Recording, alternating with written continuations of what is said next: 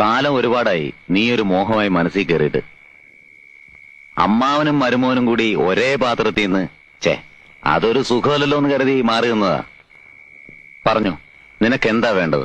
പണമായിട്ടോ അതോ പറമ്പോ പാടമോ? എത്ര ഏക്കർ വേണം? ഒരു നിർബന്ധമേ ഉള്ളൂ, ഞാൻ മടുത്ത് അവസാനിപ്പിക്കുന്നത് വരെ ഞാൻ മാത്രമേ പാടുള്ളൂ.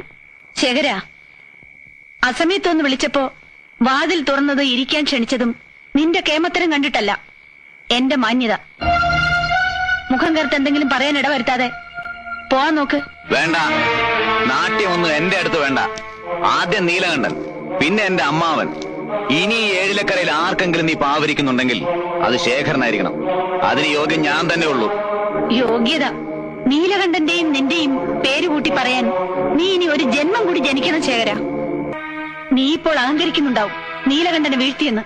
10 ആളിന്റെ ബലവും ഇരുട്ടിന്റെ മറവും ഇല്ലാതെ നേർക്ക് നേരെ നിനക്കൊരു ചുക്കം ചെയ്യാൻ കഴിയില്ല.